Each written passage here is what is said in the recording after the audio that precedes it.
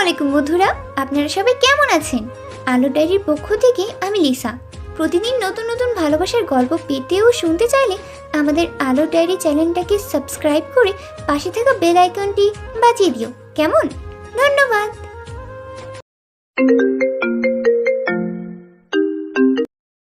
নীলা রক্তচক্ষু দৃষ্টিতে সদ্য 5 তলা বাড়ির মেইন গেট খুলে কালো রঙের একটা পাজারো গাড়িটার দিকে চেয়ে আছে। নীলার ইচ্ছা করছে এখন বাড়ির সবকিছু ভেঙে চুঁড়ে ফেলতে, কিন্তু পাশে দাঁড়িয়ে থাকা সুঠাম দেহের মাঝবয়সী মেহরাব সাহেবের জন্য কিছু করতে পারছে না। মেহরাব সাহেব নীলার বাবা, তার উপর মেহরাব সাহেব পুলিশ কমিশনার। কেবল নীলা নয়, এই বাড়ির সবাই মেহরাব সাহেবের কথা মতো উঠে আর বসে। নীলা পার্কিং লটের দিকে তাকিয়ে আছে। কালো স্যুট, কালো টাইট কালো কাপড়, সাথে সাদা কেট, গায়ে কালো স্যুটের সাথে সাদা শার্ট প্যান্টের সাথে ইন করা। গাড়ি থেকে একটা ছেলে নামে। বাড়িতে আসবে যেন একটু উৎসব উৎসব আমেজ। নীলা ভার্সিটি থেকে এসে বাড়িতে এমন উৎসব আমেজ দেখে অবাক হয়। বাড়িতে অনেক লোকের সমাগম। নীলা বুঝতেই পারছে এত লোক আর বিশাল আয়োজন এই সুটাম প্যান্ট পরা ছেলেটারই জন্য। চোখে ফ্রেমের গোল আকৃতির কালো স্টুডেন্ট চশমা, মুখে হালকা খোঁচা খোঁচা দাড়ি, চুলগুলো একটু লালচে কালার করা ছেলেটার। নীলার মায়ের পাশে দাঁড়িয়ে থাকা ওর ছোট্ট খালার মেয়ে ফারিয়া নীলার দিকে তাকিয়ে ইশারা করে চোখ নামিয়ে বলল, কি হট রে ছেলেটা দেখ। নীলা আরো রাগে দৃষ্টিতে তাকালো ছেলেটার দিকে, সাথে ফারিয়াকে ইশারায় বুঝিয়ে দিল, তোকে পরে মজা দেখাচ্ছি।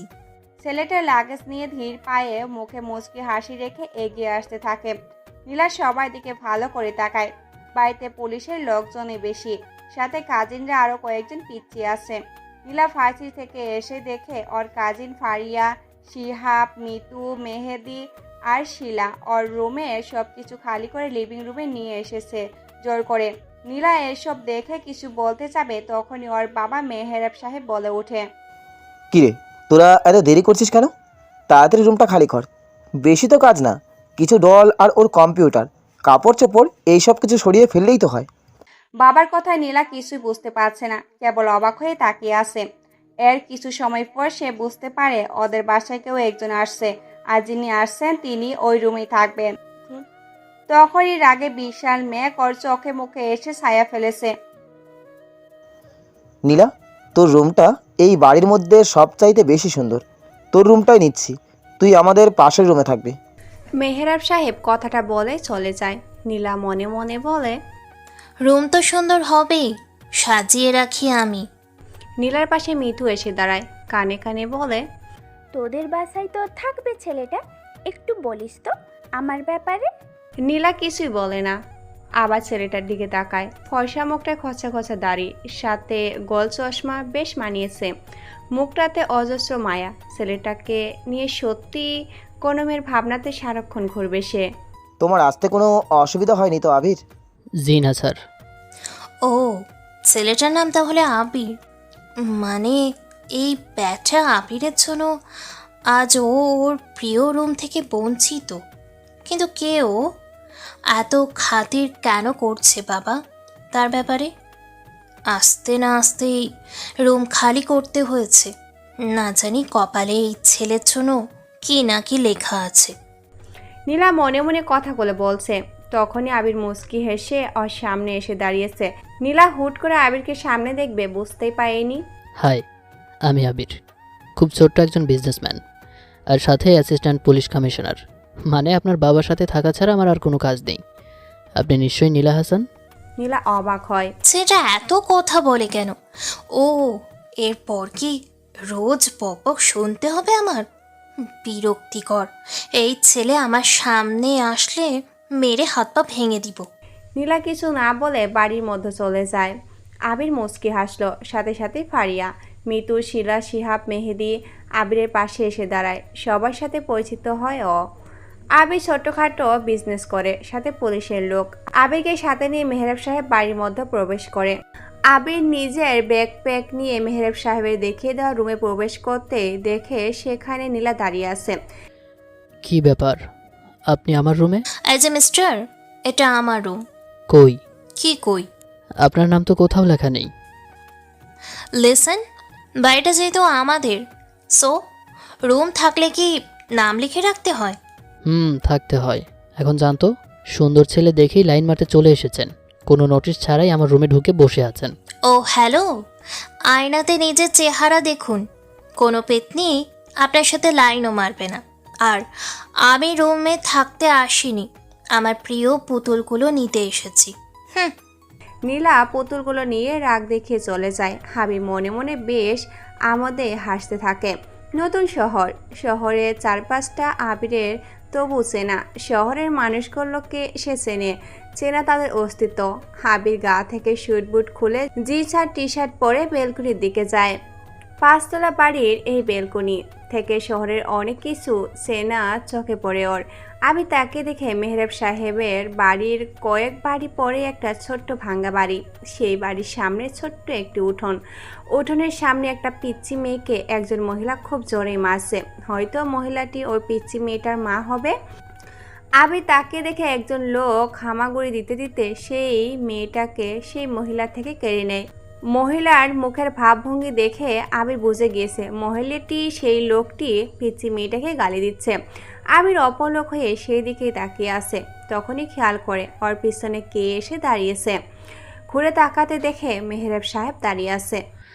স্যার, আপনি আমাকে ডাকতেন, আমি নিজেই যেতাম। আরে কোনো ব্যাপার না, খাবে চলো, খাওয়ার পর তোমার সাথে অনেক কথা আছে। জি স্যার, আপনি যান, আমি আসছি। মেহরাব সাহেব চলে গেলেন। হাবির ভুরু কুচকে তাকায়।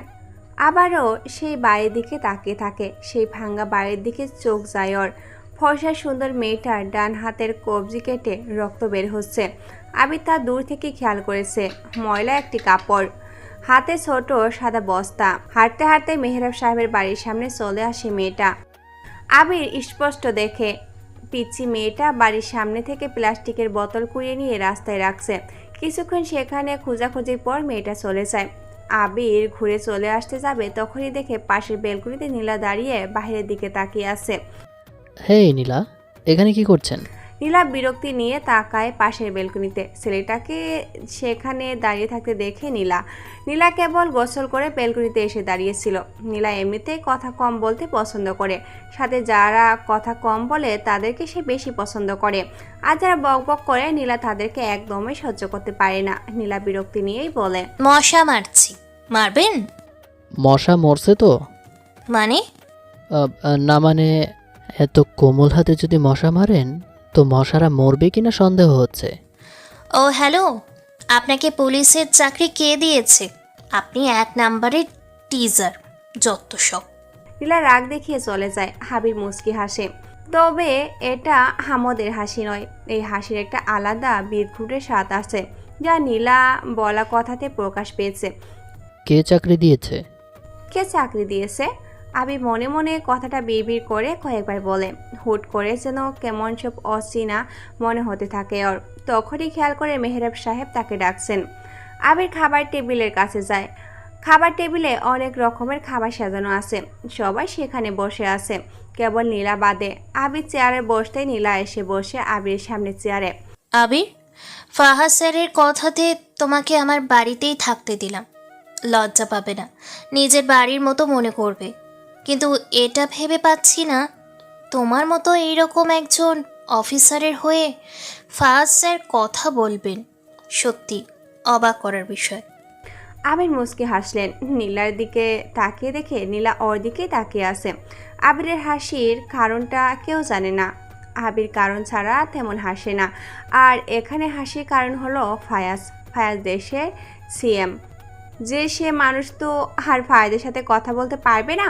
অথচ আবির একজন সামান্য পুলিশ হয়ে কি করে ফায়াজ তার জন্য মেহরাব সাহেবকে কল করে বলে আবিরকে এখানেই থাকার জন্য। আবির কোনো উত্তর দেয় না। নীলার দিকে তাকিয়ে সে কথাগুলো ভাবছে। নীলা আবিরের দিকে বিরক্তি নিয়ে চেয়ে আছে। এভাবে তাকিয়ে আছে কেন ছেলেটা? অসহ্য। এই বান্দর ছেলের সামনেই বসতে হলো আমায়। উফ, ছেলেটাকে এখন থেকে আমার চোখের সামনেই দেখতে হবে। ভাবতেই গা জ্বলে উঠছে আমার। এদিকে আমার কাজিনদেরও দেখো, আবিরের নামের এই বজ্জাত আসাতে ওর পাশে ঘুরঘুর করছে। অসহ্য। আবির ইশারা করে নীলাকে ডাক দেয়। নীলা বিরক্তি নিয়ে যায়। আবির মুচকি হেসে বলে, সব সময় কি রেগে থাকেন নাকি? নীলা কোনো রকমে খেয়ে উঠে চলে যায়। সবাই সবার মতো করে খাবার টেবিল ছেড়ে চলে যায়। আবির যখন উঠবে তখনই মেহেরাব সাহেব বললেন। একটু লিভিং রুমে বসো আবির, দরকারি কথা আছে। আবির ইশারায় সম্মতি জানিয়ে লিভিং রুমে আসে। কিছু সময় পর মেহেরাব সাহেব আসেন। আবির ওনাকে দেখে দাঁড়াতে যাবে, তখনই উনি বললেন। বসে থাকো, দাঁড়াতে হবে না। আবির বসে। মেহেরাব সাহেব ওর পাশে এসে বসে বলে। তোমার সাথে কিছু কথা ছিল। জি স্যার, বলুন।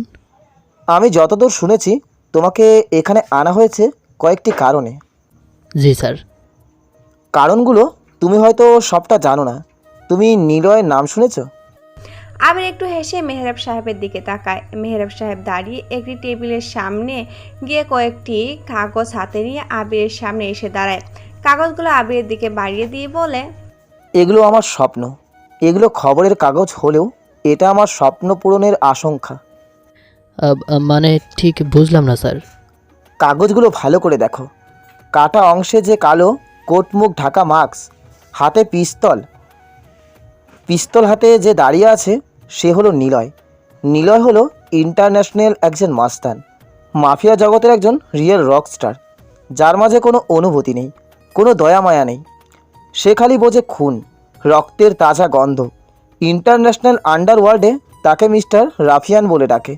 সে কোথায় থাকে, কিভাবে থাকে, দেখতে কেমন, কিভাবে প্ল্যান করে, ও সব কিছু কার্যক্রম করে তার কোনো কিছুই জানে না। এমনকি এই অবধি ওর কোনো লোক, মানে ওর কোনো শত্রুকেও আমরা প্রশাসনের লোককে ধরতে দেখিনি। কারণটা হলো ওর কোনো শত্রু নেই, ওর কোনো দুর্বল পয়েন্ট নেই। ও কখনো ওর শত্রুদের বাঁচিয়ে রাখে না। ভাবছো আমি এত কিছু তাহলে কি করে জানি? আমি না, সব পুলিশের একটাই ইচ্ছে, ইন্টারন্যাশনাল এই মাফিয়াকে জ্যান্ত অ্যারেস্ট করা। খুব কষ্ট করে জেনেছি রাফিয়ান নিলয় এখন এই শহরে আছে, আর ওর সাথে খুব তাড়াতাড়ি বিদেশি মাফিয়াদের একটা ডিল হতে যাচ্ছে। যতদূর জানি তোমাকে এখানে আনা হয়েছে রাফিয়ানকে ধরার জন্য। কারণ নিলয় হলো একজন মাইন্ড গেমার। তাকে ধরা তো বড় কথা, তাকে দেখা অবধি যায় না। শুনেছি তুমিও নাকি একজন মাইন্ড গেমার। অপরাধীদের ধরার ক্ষেত্রে তোমার প্ল্যান অপরাধীদের মতনই হয়ে থাকে। এক পা ফেলার আগে অগ্রিম 5 পা ফেললে কি হবে সেই সব নাকি তুমি ভেবে চিন্তে করো। এই কারণেই রকস্টার রাফিয়ানকে ধরার জন্য পুলিশ রাফিয়ানের তো দরকার। আর আমার মনে হচ্ছে তোমাকে সবাই সাপোর্ট করে। এই কারণেই ফায়াজ স্যার নিজ দায়িত্বে তোমাকে এখানে এনেছে। কিন্তু আমি এটা বুঝতে পারছি না কেন তিনি আমাদের বাড়িতেই তোমাকে পাঠিয়েছে। আবির মেহেরাব সাহেবের দিকে তাকিয়ে একটু শব্দ করে হাসলেন। মেহেরাব সাহেব হাসির কারণ জানতে চাইলেও আবির তা বলল না। আবির বসা থেকে উঠে দাঁড়িয়ে বলে। তাহলে স্যার চলে যাচ্ছি। মেবি আপনার এখানে থাকলে অনেক প্রবলেম হতে পারে। আরে আমি সেটা বলিনি। ধুর, কী যে বলো। আমি কেবল বোঝাতে চেয়েছি। আমি কেন, আরও নেতা বড় অফিসার আছে, তাই না? আমি তো এত কিছু জানি না স্যার, তবে আমার মনে হয় আপনি অনেক সৎ, আর কমিশনার হিসেবে আপনার একটা বিশাল খ্যাতি আছে। অপরাধীরা আপনাকে খুব ভালো করেই চেনে। এই কারণে হয়তো উপর লেভেলের স্যারেরা ভেবেছে আপনার সাথে থেকে যদি রাফিয়ানকে ধরতে পারি। রাফিয়ান নিলয়কে আমাদের ধরতেই হবে। শুনেছি তুমি কোনো মিশনে গেলে কোনো সিনিয়রদের বলো না, কথাটা সত্যি?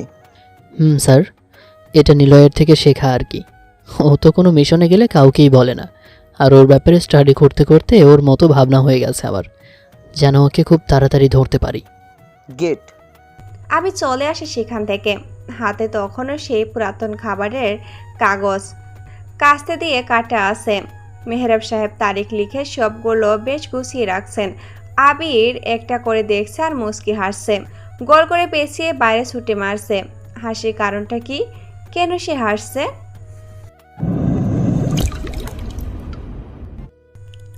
বিকেল হয়ে এসেছে। হাবিব বেলগুনিতে দাঁড়িয়ে সিগারেট জ্বালাতে যাবে, তখনই খেয়াল করে সেই পিচ্চি মেয়েটা ধীর পেয়ে হেঁটে হেঁটে ছোট্ট বাড়ির দিকে যাচ্ছে। মুখ দেখেই বোঝা যাচ্ছে সে সারাদিন তেমন কিছু খায়নি। মেহেরাব সাহেবের বাড়ির সামনে দিয়ে সে যাচ্ছে। আবির হঠাৎ শুনতে পায়, এই মিশি, ওখানে দাঁড়া। আবিরের পাশে ব্যালকনিতে তাকিয়ে দেখে নীলা দাঁড়িয়ে আছে, আর ওর কথাতে সে পিচ্ছি মেয়েটা দাঁড়িয়ে যায়। নীলা ব্যালকনি থেকে নামে, আবিরও নীলার পিছনে পিছনে আসে। নীলার হাতে একটা বড় টিফিন বক্স। নীলা সোজা হেঁটে মিশি নামের পিচ্ছি মেয়েটার দিকে এগিয়ে যায়। এই নে, এখানে খাবার আছে, বাসায় যে তোর বাবা আর তুই খাবি। তুমি প্রতিদিন আমাদের খাবার দাও, তোমার বাবা বকবে না? না, বকবে না। তোর মা আসেনি তাই না? মা তো ভোর রাতের দিকে আসে, কই থাকে কে জানে। দেখো না নীলা আপা, আজকে আমার মা আমাকে মেরেছে। মিশির ডান হাত বাড়িয়ে দেয় অনেকখানি, ক্ষত সে ওর ডান হাতে দেখতে পায় নীলা। আবির একটু দূরে দাঁড়িয়ে আছে, সব দেখছে। নীলা মিশির মাথায় হাত বুলিয়ে দেয়, তারপর বলে, চিন্তা করিস না, আমি ঔষধ এনে দিব। আর তোর মায়ের চিন্তা করা লাগবে না, তিনি আসবে সময় মতো।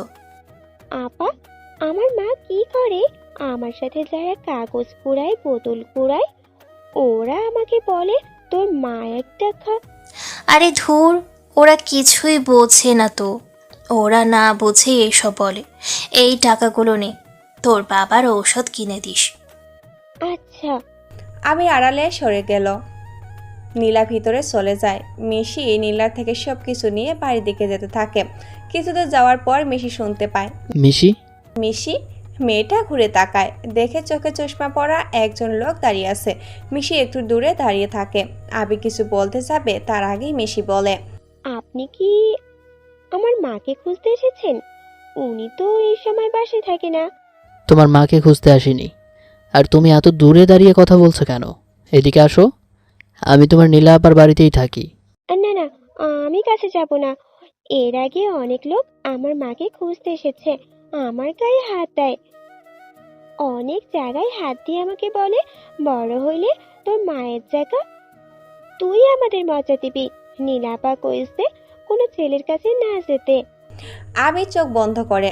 অন্ধকার চোখে দৃষ্টিপাত কল্পনায় ভাসে এই ছোট্ট মেয়ের মুখে মিষ্টি মুখটা, আর ভাসে কিছু নরপশুর লভাতুর কামনীয় মুখমণ্ডল, যারা বাচ্চাদের উপরেও নিজের কামনা স্পষ্ট ঘটাতে থাকে।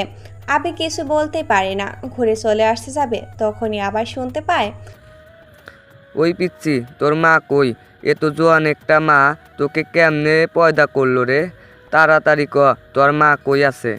আবির পাশে তাকায়। বাইক থেকে তিনজন ছেলে নেমে মিশির দিকে এগিয়ে যায়। মিশি ভয়ে চুপসে দাঁড়িয়ে আছে।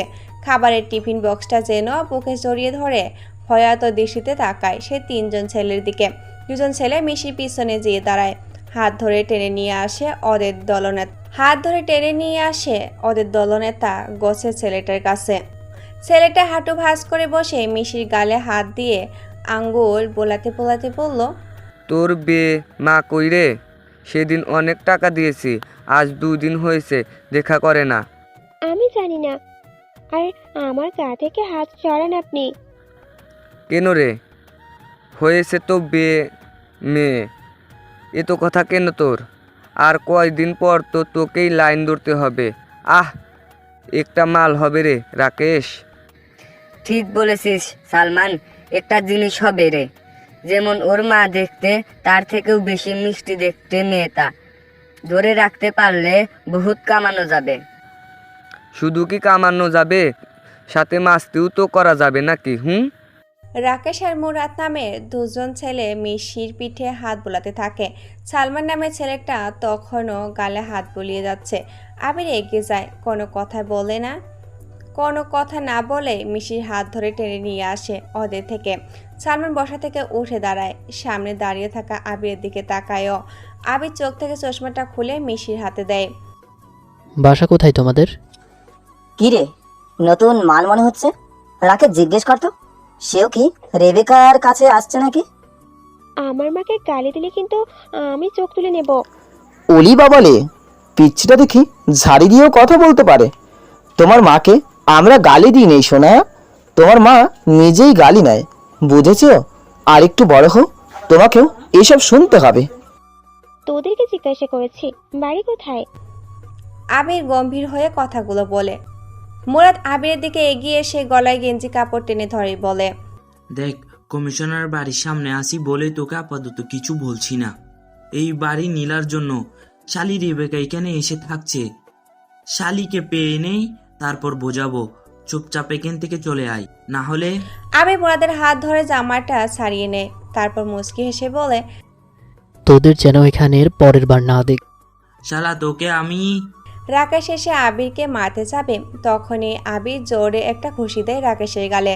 রাকেশ শটান হয়ে পড়ে যায় রাস্তায়। সালমান এগিয়ে আসতে যাবে, তখনই মুরাদ থামিয়ে দিয়ে বলে, যাস না, মেহরাব সাহেব চলে আসতে পারে। মুখটা চিনে রাখ, সুযোগ মতো ওকে দেখে নেব। চলে আয়। ওরা তিনজন বাইক নিয়ে চলে যায়। আবির ওদের বাইকের নাম্বারের দিকে তাকিয়ে থাকে। বেশ খানিক দূর চলে যায় ওরা। আবির ঘুরে চলে আসতে যাবে, তখনই মিশি ওর সামনে খুব কাছে এসে দাঁড়ায়। আবির দিকে তাকিয়ে বলে, আপনি কেন ওদের সাথে ঝগড়া করলেন? এমনি। তুমি আমার এত কাছে কেন আসলে? তোমার তো দূরে দাঁড়িয়ে থাকার কথা। আপনাকে দেখে মনে হচ্ছে না আপনি ওদের মতো। আপনার তাকানোর মাঝে মায়া লেগে আছে।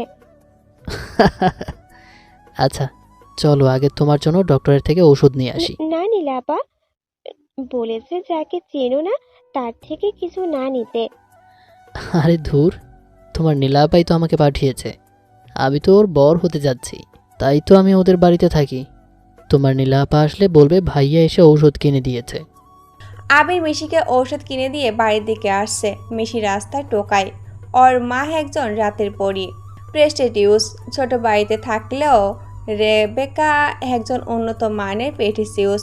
অবশ্য রেবেকা এমন ছিল না, হয়ে গেছে। মিশিকে আবির বলে, আচ্ছা, ওরা বলছিল তোমাদেরকে নীলা আপা এখানে এনেছে কেন? নীলা আপা যে ভার্সিটিতে পড়াশুনো করে, আমি ওই ভার্সিটিতেই। রোজ সবাইকে যে বোতলে কি জানি খায় সেসব কুড়াতে যাই। একদিন সকালে শেষের দিকে কাগজ বোতল কুড়াচ্ছি, তখন ওই যে ছেলেগুলো এসে আমাকে মারতে মারতে আমার মায়ের কথা জানতে চায়। ওরাও ওইখানে পড়ে। নীলাপা ওদের যে থামায়। উনি মেহেরব আঙ্কেলের মেয়ে, তাই তিনজন ছেলে নীলা আপুকে কিছু বলে না। উনি আমার কাছে আমার ব্যাপারে জানতে চায়, তখন আমি সব বলি। তারপর নীলাপা আমাদের এখানে এনে থাকতে দিয়েছে। তোমার বাবার কি হয়েছে? বাবা তো অটো চালাতো, উনি আমার আসল বাবা না।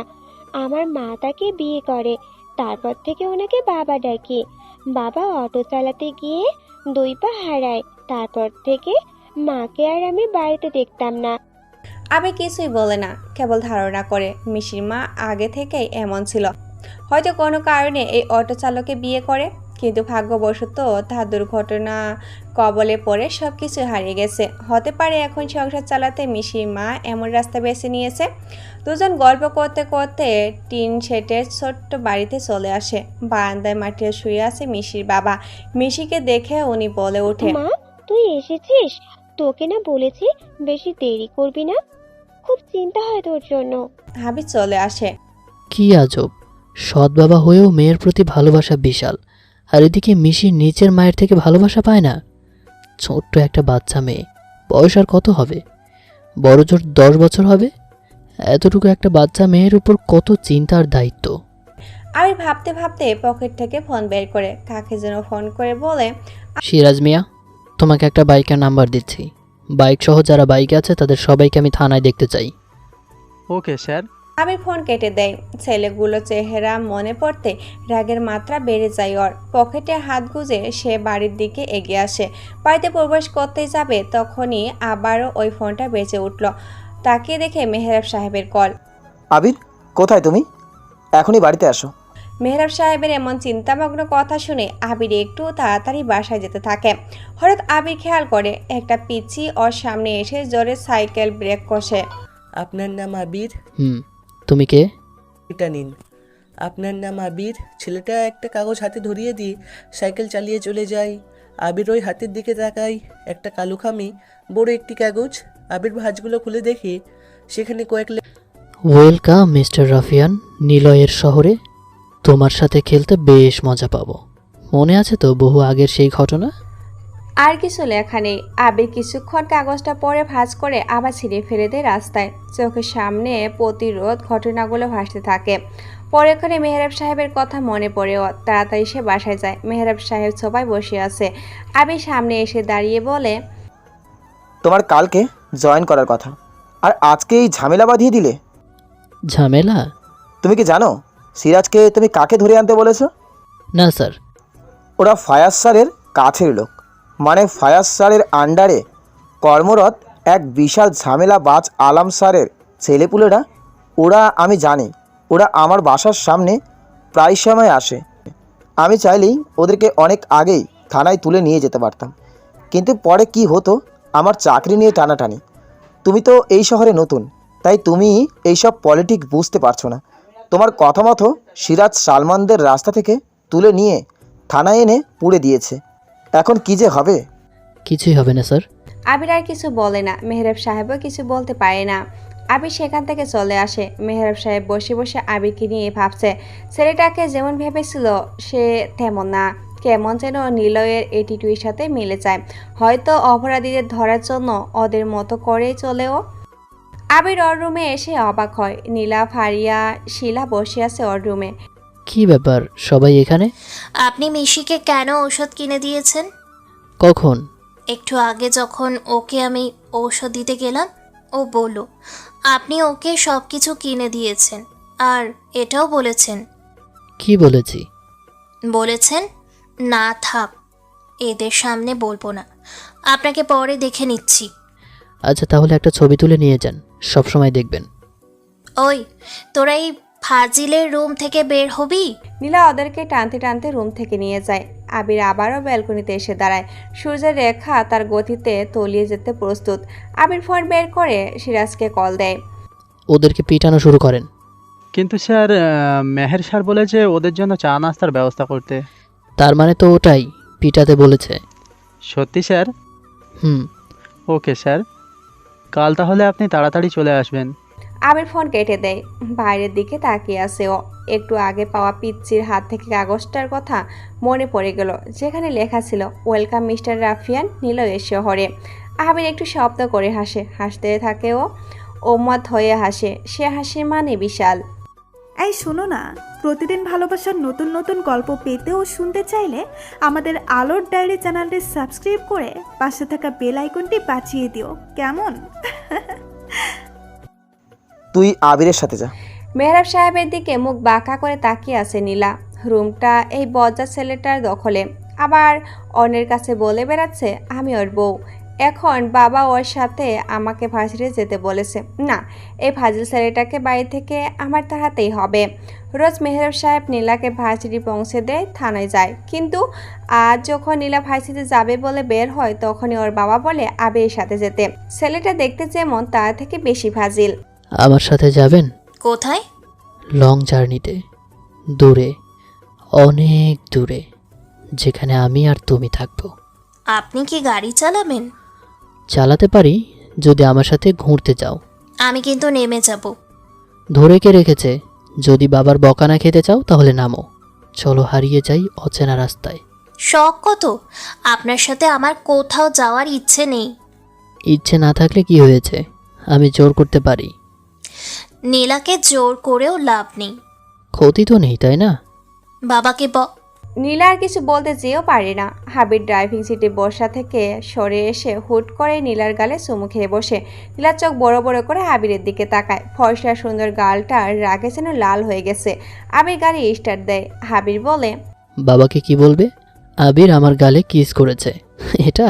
নীলা কিছু বলে না। সামনের দিকে তাকায় সে। অপলক দৃষ্টিতে তাকিয়ে আছে। রাগে ওর যেন সব কিছু ভাঙচুর করতে ইচ্ছা করছে। ইচ্ছে করছে ছেলেটাকে রাস্তায় দাঁড় করিয়ে সবার সামনে ইচ্ছে মতো কয়েকটা চর দিই। বেটাকে পুলিশের চাকরি কে দিয়েছে? আস্ত একটা টিজার, শয়তান বাঁদর ছেলে। নিশ্চয়ই ও ছোটবেলা থেকে মেয়েদের রাস্তায় টিস করে বেড়াতো। ওর বাবা ধরে বেঁধে মনে হয় পিটিয়েছে খুব। অসহ্য ছেলে। হ্যালো ম্যাম, ভার্সিটিতে চলে এসেছি, নামবেন না নাকি? নীলা পাশে বসে থাকা এই আবির নামের ফাজিল ছেলেটাকে নিয়ে ভাবছিল। মনে মনে আবিরের উপর রাগের বর্ষণ করেছে। কখন যে ভার্সিটির সামনে এসেছে ও খেয়ালে করেনি। নীলা বিরক্তি নিয়ে আবিরের দিকে তাকিয়ে বলে, আপনার বলতে হবে না, আমার চোখ আছে। বাপরে, এত রাগ কেন? রেগে আছো? কি করেছি আমি? নীলার মন চাচ্ছে আবিরকে নাকে একটা জোরে ঘষি দিতে। বজ্জা ছেলে, একটু আগে আমার কলে ইয়াক তোমাকে চাচ্ছে, তোমাকে কাছে পেয়ে নি চাঁদু, বোঝাবো নীলা কি জিনিস, কিভাবে নিজেকে ও আজ প্রথম জয়েন করবে। কই ইউনিফর্ম পরবে তা না, সেজে গুজে যাচ্ছে, যেন মনে হচ্ছে সে থানায় না মেয়ে দেখতে যাচ্ছে। যত সব। ওই মেয়ে, গাড়ি থেকে নামো। এত আমার সাথে কি? বাপরে, বললেই হয় যে আমার সাথে থাকতে তোমার ভালো লাগে। ওই ওই মেরে না। থানা চিনো তো? পুলিশের গায়ে হাত দিয়েছো তো বুঝতেই পারছো। পুরুষ শালীনতা মামলায় তোমাকে আটক করব। নীলা আর কোনো কথা বলে না। রাগে গালগুলো ফুলিয়ে সে গাড়ি থেকে নামে। ইচ্ছা করছে জোরে চিৎকার দিয়ে উঠতে, বেটাকে ফাঁসিয়ে দেই, কিন্তু কেমন যেন লজ্জাও লাগছে ওর। নীলা ভার্সিটিতে প্রবেশ করে। আবির গাড়ি ঘুরিয়ে চলে আসবে, তখনই খেয়াল করে কয়েকজন ছেলে একটা মেয়েকে ভার্সিটির পাশেই ছোট্ট একটি গলির মধ্যে টেনে নিয়ে যাচ্ছে। আবির গাড়ি থেকে নামে। কালো জিন্স প্যান্টের সাথে কালো শার্ট ইন করা। গাড়ি থেকে নেমে সেই গলির দিকে এগিয়ে যায়। 4 জন ছেলে একটা মেয়েকে টেনে নিয়ে যাচ্ছে আরো ভিতরের দিকে, আর সেদিকে লোক যায় না একদমই। আবির ওদের কাছে যেয়ে দাঁড়ায়। মেয়েটা চাইলেও চিৎকার দিতে পারছে না, কারণ পিছন থেকে একটা ছেলে মুখ চেপে ধরে আছে। হ্যালো বয়েস, এভরিথিং অল রাইট? ছেলেগুলো থেমে যায়। যে ছেলেটা মুখ চেপে ধরে আছে সে আবিরের দিকে তাকিয়ে বাকি ছেলেদের বলে, মালটাকে বোঝা, সবকিছু ঠিক আছে। ছেলেগুলো দেখলে বোঝা যায় উচ্চবংশী, তাহলে এরা এমন কাজ কেন করছে? আবির একটু মুচকি হাসলো। 3 জন ছেলে এগিয়ে এসে ওদের মধ্যে একজন বলে, ভাই দেখ, তোকে চিনি না, তোর সাথে ঝামেলাও করব না।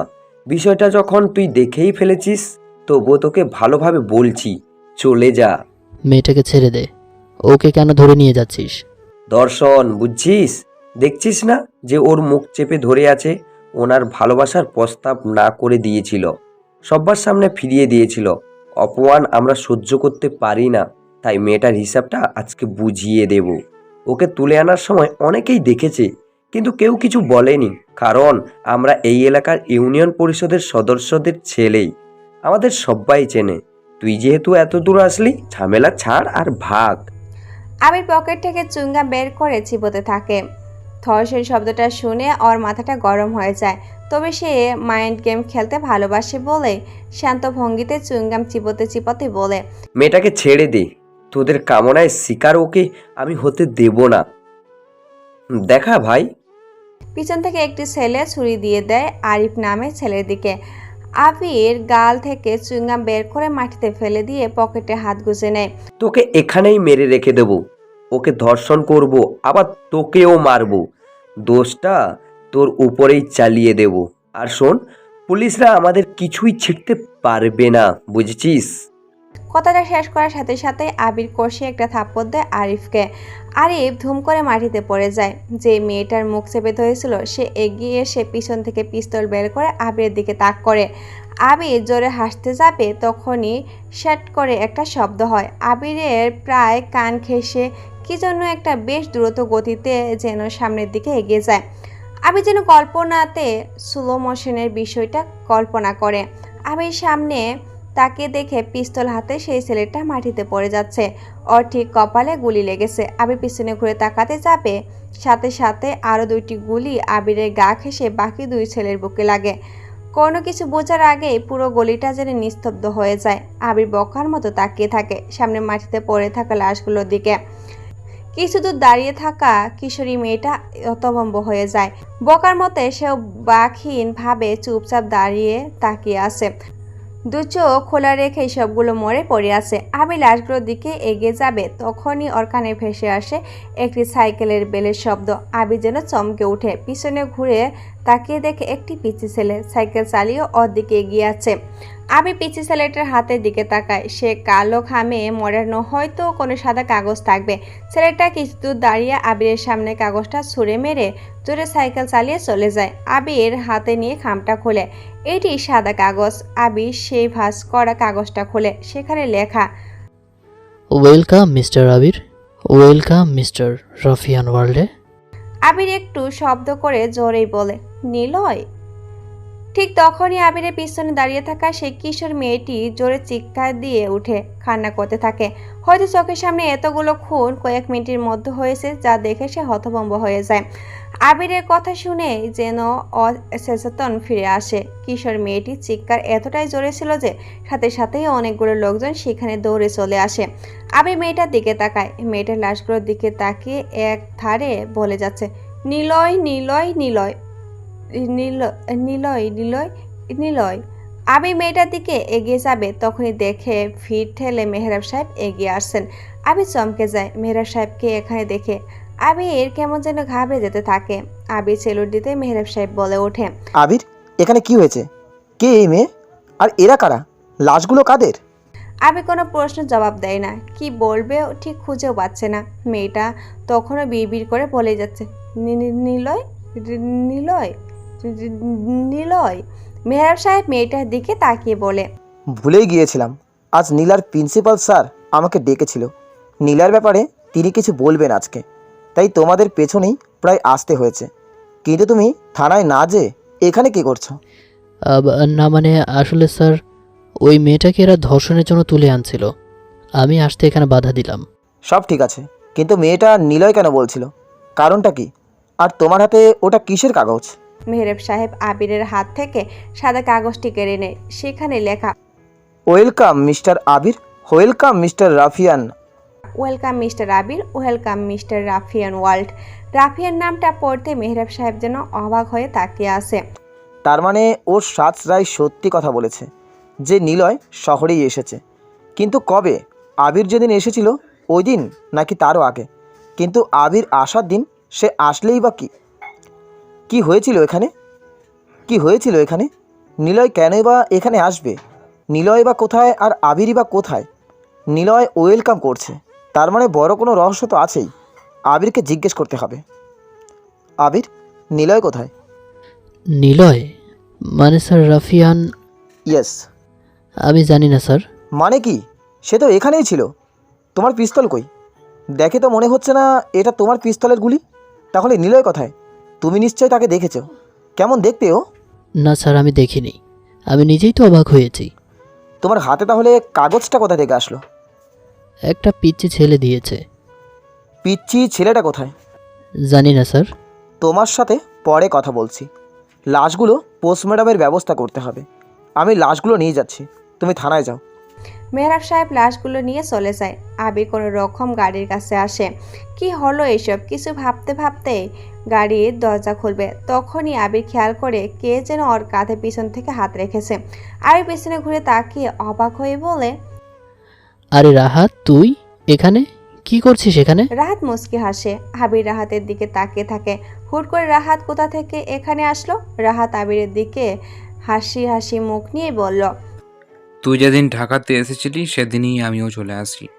যাই হোক, তোর সাথে কত বছর পর দেখা হলো বল? তা ঠিক, প্রায় 1.5 বছর পর। ভেবেছিলাম তুই ভুলেই গিয়েছিস। তোর কথা তো, তোর সব কিছু কেমন চলছে? থাক সেসব, তোর সিআইডি টিমের কি অবস্থা? তুই আজও সেই রহস্যময় হয়ে আছিস। যাই হোক, টিমের অবস্থা খুব খারাপ। কেন রে? মিস্টার রাফিয়ানের জন্য। মানে? দূর কথা, পুরো আন্ডারওয়ার্ল্ড সহ ইন্টারন্যাশনাল পর্যায়ের সব লোক নিলয়কে চেনে। আর তুই মানে জানতে চাইছিস? সেটা না। আচ্ছা তুই এখানে কেন, মানে ভার্সিটির সামনে? আর বলিস না, একটা মেয়ের জন্য এসেছিলাম, আর এসেই শুনি এখানে খুন হয়েছে। আর তোর কমিশনার লাশগুলো নিয়ে পালিয়েছে। কেন? আমাদের জন্য তো রাখতে পারে নাকি? ধুর, বাদ দে তো। যাবি নাকি এখন? না রে আবির, এখন একটু কাজ আছে।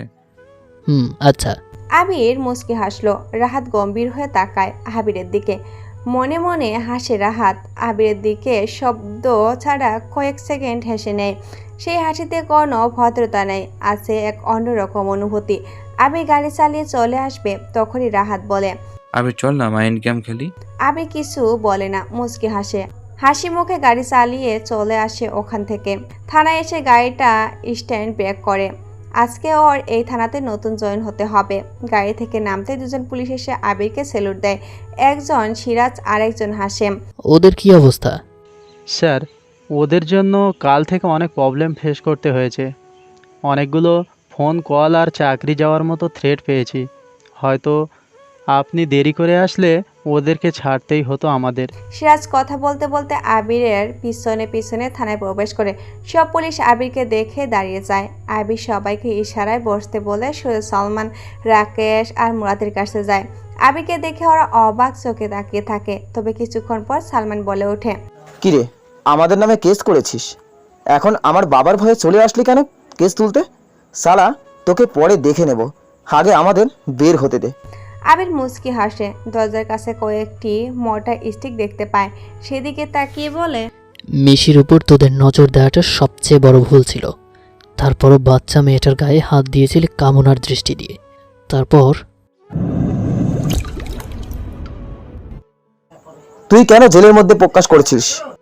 সালমানের কথার কোনো জবাব দেয় না আবির। ডান হাতে মোটা স্টিক নিয়ে সে এগিয়ে যায়।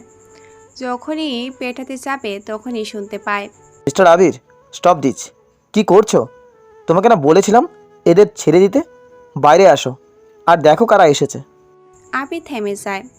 তাকে দেখে মেহরাব সাহেব এসে পিছনে দাঁড়িয়ে আছে, আর ওনার পিছনে আছে একজন কালো শার্ট পরা উকিল। আবির চুপচাপ বাহিরে আসে, সাথে বের হয়ে আসে সালমানরা। সালমান অবাক হয়ে তাকায়। ওরা জানতোই না যে আবির পুলিশ। আবির বাইরে এসে দেখে 4 জন লোক দাঁড়িয়ে আছে। একজন চেয়ারে বসে আছে। যে চেয়ারে বসে আছে সে হলো ফায়াজ। সবাই আবিরের দিকে তাকিয়ে আছে। আবির আসতেই ফায়াজ বসা থেকে উঠে দাঁড়ালো। সবাই আবিরের দিকে তাকিয়ে থাকলো। সবাই আবিরের দিকে তাকিয়ে আছে। আবির আসতেই ফায়াজ বসা থেকে উঠে দাঁড়ালো। সবাই আবিরের দিকে তাকিয়ে থাকলেও মেহরাব সাহেব ঠিকই ফায়াজের দিকে দেখছে। আবির আসতেই তিনি উঠে দাঁড়িয়েছে। মেহরাব সাহেব একবার আবিরের দিকে তাকায় আর একবার তাকায় ফায়াজের দিকে। ফায়াজের বয়স অনুযায়ী সে যে সিএম তা বোঝা যায় না, কিন্তু মেহরাব সাহেব অজান্তেই মনে মনে একটা প্রশ্ন সাজিয়েছে। কেন ফায়াজ স্যার আসতেই, আবির আসাতেই উঠে দাঁড়ালো? ওর থেকে তো আরও অনেক লোক এখানে সিনিয়র পর্যায়ে আছে, তাহলে কেন এমন করলেন? হুরুকুসকে তাকায় মেহরাব সাহেব। আমার ছেলেদের ধরে আনার কারণ কি তোমার? ফায়াজের পিছনে থাকা নাসির সাহেব কথাটা বলে ওঠে। উনি সালমানের পিতা, ফায়াজের আন্ডারে কাজ করে।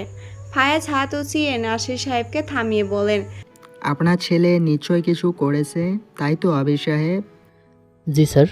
ফায়াজ মুচকি হাসলেন। মেহরাব সাহেব তখনও অবাক চোখে তাকিয়ে আছে। আবির এখনও ফায়াজের সেলুট করেনি, আর ফায়াজ এই ব্যাপারে কিছুই বলছে না। সচরাচর তো ফায়াজ এমন করে না। একবার তিনি এখানে বেড়াতে এসেছিলেন, কোনো হাবিলদার সেলুট দিতে কয়েক সেকেন্ড লেট করেছিল। ফায়াজ স্যার তখনই ওকে 2 মাসের জন্য বরখাস্ত করেন। তাহলে আবিরের সাথে কেন হেসে হেসে কথা বলছেন তিনি? আচ্ছা যাই হোক, ওদের ছেড়ে দাও। যা করেছে নিশ্চয় তোমাকে না জেনেই করেছে তোমার সামনে। ওদেরকে ছেড়ে দাও। Okay sir. আবির সালমানের দিকে তাকায়। সালমান রাগী চোখে তাকিয়ে আছে আবিরের দিকে। আবির ওর চোখের দৃষ্টি পড়ার চেষ্টা করছে। সালমান মনে মনে বলছে, সালা, তোকে সুযোগ পাই বোঝাবো আমাদেরকে থানায় ধরে আনার ফল। তুই পুলিশ তো কি হয়েছে, তোকে বোঝাবো এই সালমান কি জিনিস। আবির একটু মুচকি হাসলো। মেহরাব সাহেব শুধু চুপচাপ সব কিছু দেখছে। আবির, তারপর বলো মিস্টার রাফিয়ানের কি খবর? দেশের বড় সিআইডি টিম কিন্তু চলে এসেছে। কোনো রকমে যেন রাফিয়ান এবার পালাতে না পারে। আবির মুচকি হাসে। ফায়াজ স্যার আর দাঁড়ায় না, সবাই থানা থেকে চলে যায়। তবে যাওয়ার আগে সালমান আবিরের দিকে তাকিয়ে এক প্রকার থ্রেট দেয়।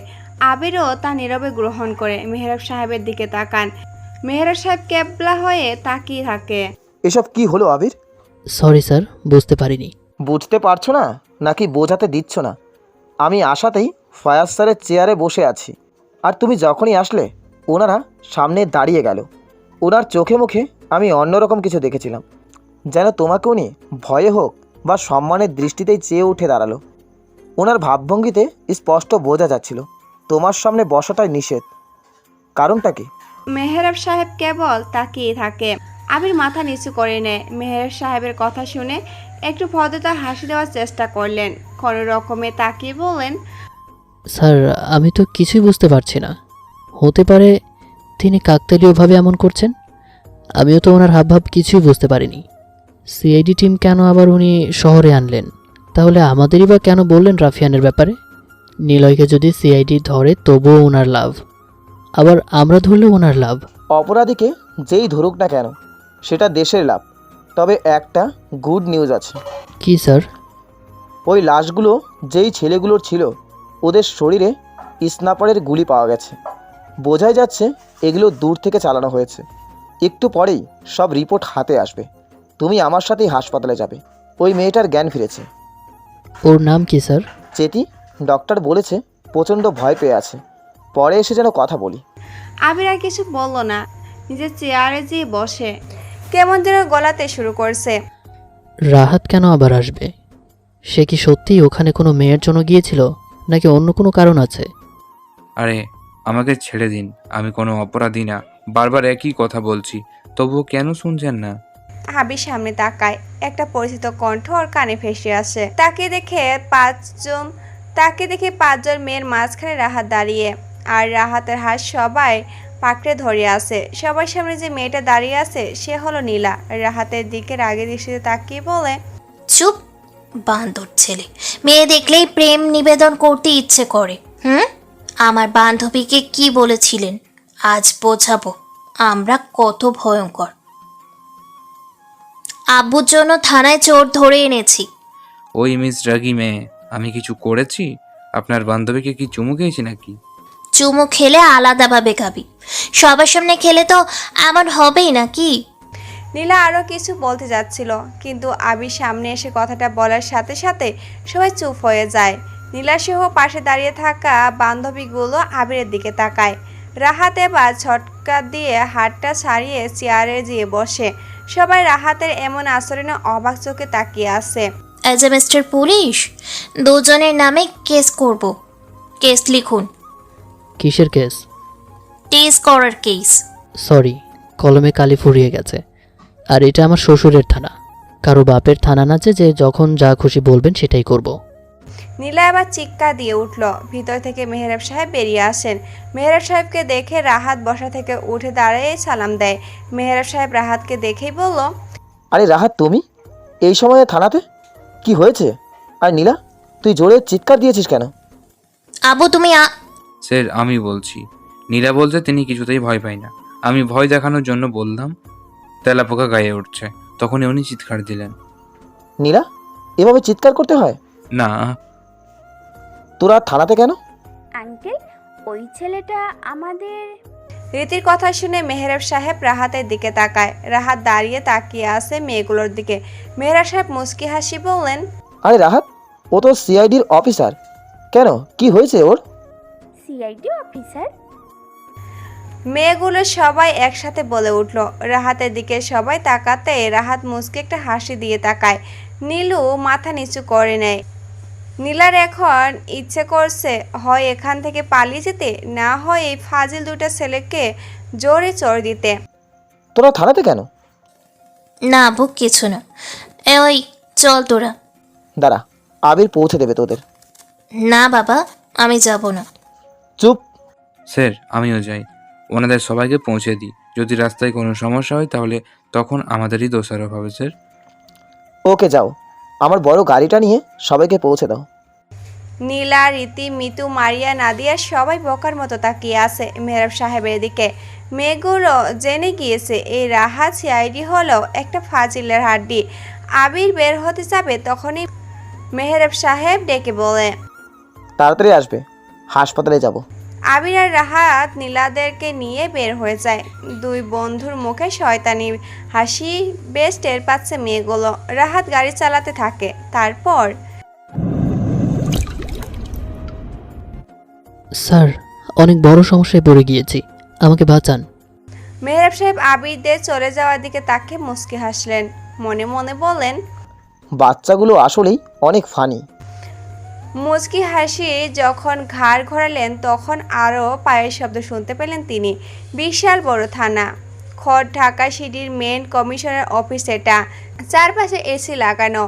এখানে কেউ আসলে তো বড় মাপের লোকই আসবে। মেহরাব সাহেব ঘুরে তাকাতে দেখলো কালো কোট পরা একজন ভদ্রলোক এসেছে। মেহরাব সাহেব ভদ্রতার সহিত বসতে বললেন। লোকটাকে দেখে বোঝা যাচ্ছে চিন্তাগ্রস্ত তিনি। মোটা গফের সুন্দর মুখটা যেন কত কাল না ঘুমিয়ে কাটিয়েছেন। মেহরাব সাহেব একজন পুলিশকে চা আনতে বললেন। নিজের চেয়ারে বসলেন তিনি। লোকটা কপালে হাত দিয়ে চিন্তা করতে মগ্ন হলেন। কি যেন বলছিলেন আপনি? আমি সামির উদ্দিন, ঢাকা সিটির মেইন পিচ ব্যাংক লিমিটেডের ব্যাংক ম্যানেজার। আমাকে বাঁচান। কি হয়েছে? আসলে স্যার, ব্যাপারটা কেউ জানে না এখনো। সবাইকে আমি আশা দিয়ে যাচ্ছি, কিন্তু আর সেটা সহ্য করতে পারছি না। কথা বলতে বলতে চা চলে আসে। পুলিশ চা রেখে চলে যায়। মেহরাব সাহেব স্পষ্ট দেখে এসির মধ্যেও তিনি ঘামছেন। পিচ ব্যাংক লিমিটেড বাংলাদেশ, এটা বাংলাদেশের সবচাইতে বড় ব্যাংক। এখানে ছোট ব্যাংকগুলোও ওদের থেকে লোন নিয়ে থাকে। বড় বড় ব্যবসায়ীরা নিজেদের অনেকগুলো অ্যাকাউন্ট এই ব্যাংকে করে থাকেন। ব্যাংকে সব কিছু ঠিকভাবেই চলে থাকে। এই ব্যাংকে নিয়ে 20 বছরে কোনো সমালোচনা তৈরি হয়নি। এই কারণেই এটা নাম্বার 1। সিস্টেমগুলো সবার থেকে উন্নত মানের। উন্নত মানের লক এখানে ব্যবহার করা হয়, তবে তা password system. Step by step সবগুলো পার করতে হয়। প্রথমে পিন পাস, তারপর শব্দ পাস, তারপর ফেস পাস, তারপর নিজের ভয়েস পাস দিয়েই তবে নিজের অ্যাকাউন্টে টাকা রাখা আর তোলা যাবে। এত উন্নত মানের লক সিস্টেম যা দেখে সবাই এখানেই কারি টাকা জমা রেখেছেন। স্যার, বিষয়টা যদি একটু গোপন রাখতেন। মেহরাব সাহেব স্বামী সাহেবের দিকে তাকায়। চা তখনও পড়ে আছে। মেহরাব সাহেব জানতে চায়, কি হয়েছে? আসলে স্যার, আমাদের ব্যাংকের সবচেয়ে বড় 5টা অ্যাকাউন্ট হ্যাক হয়ে গেছে, মানে হ্যাক করা হয়েছে। হোয়াট? মেহরাব সাহেব চমকে উঠে। এত সিকিউরিটি থাকতে কি করে এমন হয়? কিভাবে কি হলো? মাথাটা যেন ঝিম ধরে ওঠে আমার। একদিকে নিলয় রাফিয়ানের আগমন, আরেকদিকে দেশের 1 নম্বর ব্যাংকের বড় অ্যাকাউন্টগুলো হ্যাক। মানে কি? এদিকে মস্তানি, আরেকদিকে হ্যাক। হচ্ছেটা কি? সব কিছু যেন তালগোল পাকিয়ে যাচ্ছে আমার। এই ব্যাপারে কেউ জানে না স্যার, এমনকি আমি আর ব্যাংক মালিকই কেবল জানি। উনি ভয়ে দেশ ছেড়ে চলে গেছেন। আমরা গোপনে তদন্ত করেছি। যার ব্যাংক তিনিও এখানে টাকা জমা করেছিল, তারও অ্যাকাউন্ট হ্যাক করে 10 কোটি টাকা এমটি করে দিয়েছে। সব মিলিয়ে 40 কোটি টাকা হ্যাক হয়ে গেছে স্যার। এত টাকার ব্যাপার মানতে পারছি না, আপনি কিছু একটা করুন। মেহরাব সাহেব কি বলবে কিছুই বুঝতে পারছে না। মাথাটা যেন চক্কর দিতে থাকে। এক মুহূর্তের জন্য তিনি ভুলে যান নিলয়কে আজ সকলে 4 জনকে মেরেছে। ব্যাংক হ্যাকের কথা শুনে মেহরাব সাহেব যেন একদম চুপ হয়ে বসে থাকে। আচ্ছা, আমি দেখছি কি করা যায়। যাদের অ্যাকাউন্ট হ্যাক হয়েছে ওদের সবার নামের লিস্ট সহ অ্যাকাউন্ট নাম্বার এবং কোন অ্যাকাউন্টে কত টাকা ছিল সব কিছুর মেল করে পাঠিয়ে দিন। দেখি কি করা যায়। ওকে স্যার, তবে যদি একটু গোপন রাখতেন। আচ্ছা। স্বামী সাহেব চলে গেলেন। মেহরাব সাহেব তখনও যেন মাথাটা চিনচিন করছে। কি হচ্ছে এইসব শহরে? ভাবতে ভাবতে হঠাৎ ওর একজন ছেলের কথা মনে পড়ে যায়, জয়। মেহরাব সাহেব মনে মনে নামটা উচ্চারণ করে পকেট থেকে ফোন বের করে জয়কে কল দেয়। তারপর, আবির চল না আজ মেয়েগুলোকে নিয়ে হারিয়ে যাই। রাহাতের কথা শুনে আবির হাসে। কিশোর বয়স থেকে আবিরেরা 3 জন বন্ধু। আবির, রাহাত কষে ব্রেক করে। কালো রঙের একটা রেসিং বাইকে ওদের একদম সামনে এসে ঘুরিয়ে চলে যেতে থাকে। রাহাত জানলা দিয়ে মুখ বের করে জোরে বলে, ওই শালা, তোকে গাড়ি চালানো শিখাবো আমি। কিছুটা দূরে বাইকটা যেন গিয়ে থামে। আবির আর রাহাত গাড়ি থেকে নামে। আবির পিস্তল বের করে এগিয়ে যাবে, রাহাত ইশারায় না করে দেয়। বাইকে কালো পোশাক পরা, হেলমেটও কালো পরে একজন লোক বাইক থেকে নামে। আবিরদের দিকে এগিয়ে আসতে থাকে।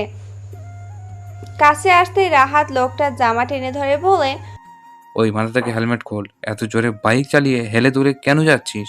লোকটা আস্তে করে হাতটা ছাড়িয়ে নেয়। হেলমেট খুলে লোকটা বলে, তাতে তোর কি?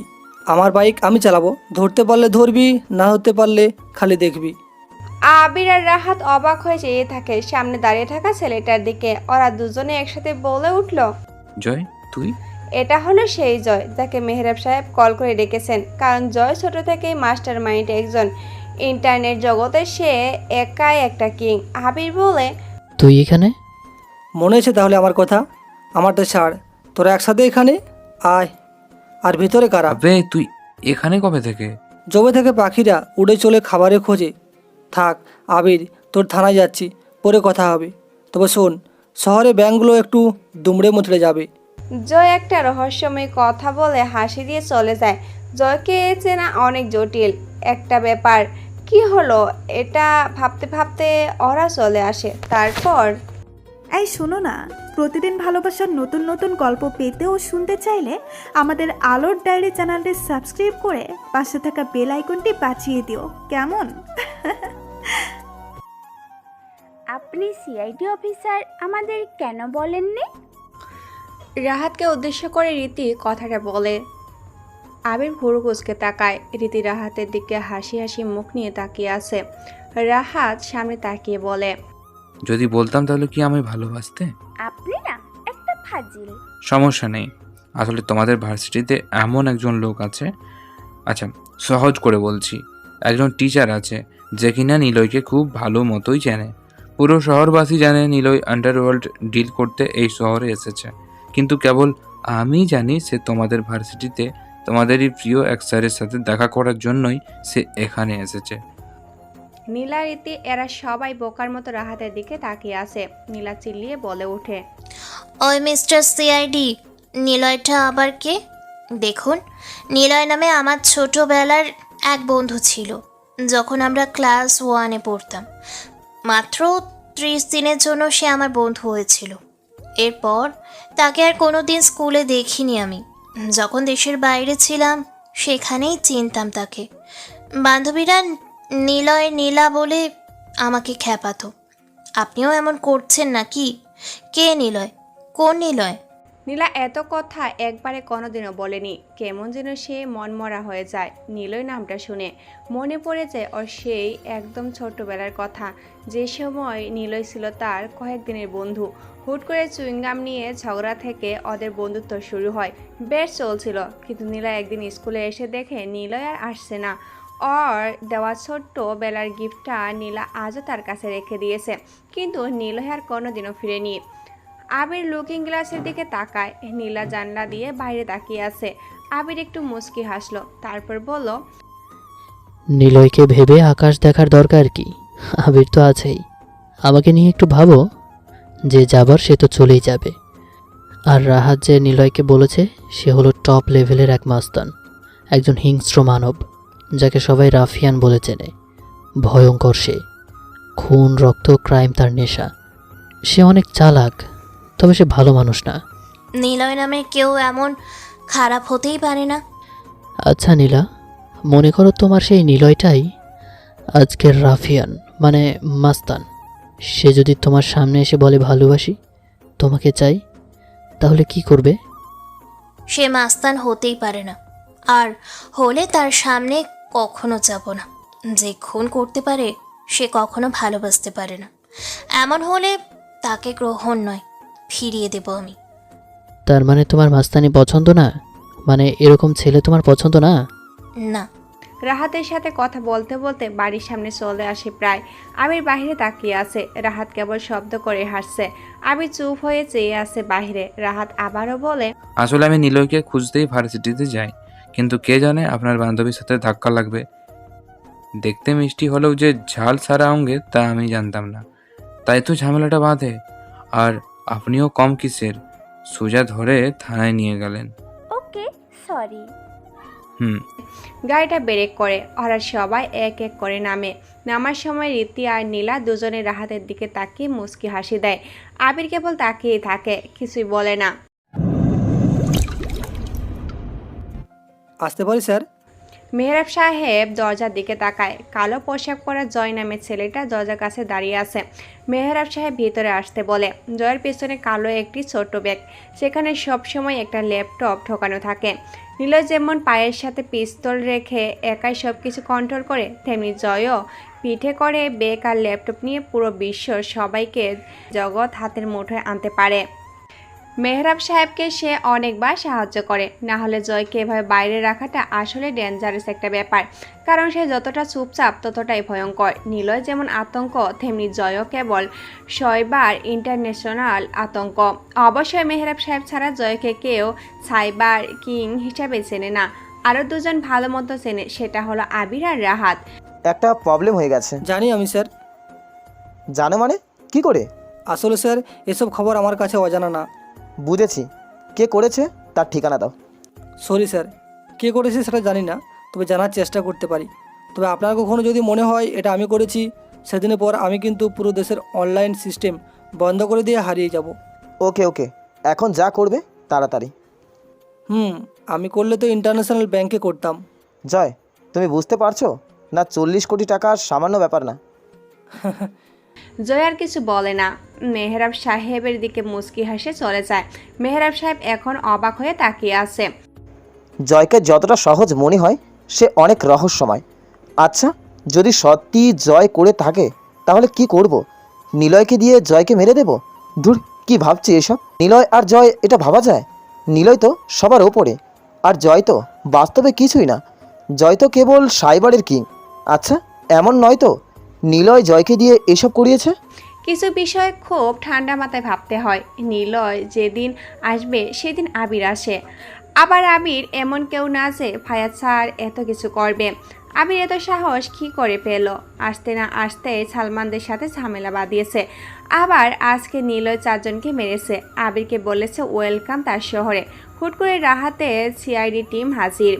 থানায় এসে ফায়াজের চোখ মুখে আবিরের প্রতি একটা ভয় কাজ করতে দেখেছে। আবার আজ রাতে ব্যাংকের মেন অ্যাকাউন্টগুলো হ্যাক হয়েছে এবং সেখান থেকে টাকা সরিয়ে ফেলানো হয়েছে। জয় যাওয়ার সময় মুচকি হাসলো।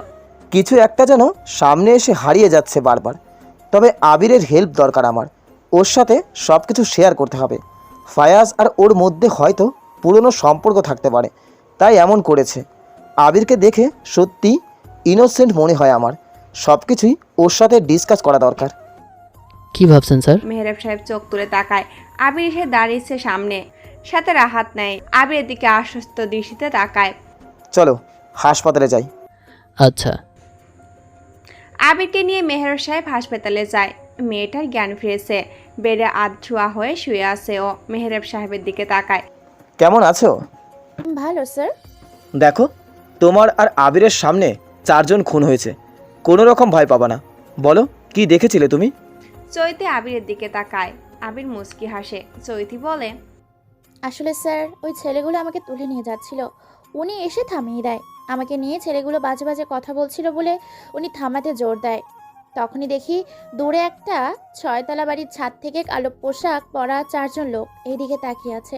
কিছু বোঝার আগেই শাট করে শব্দ ছাড়া গুলি এসে লাগে ওই খারাপ ছেলেদের। তারপর আমি শকড হয়ে যাই।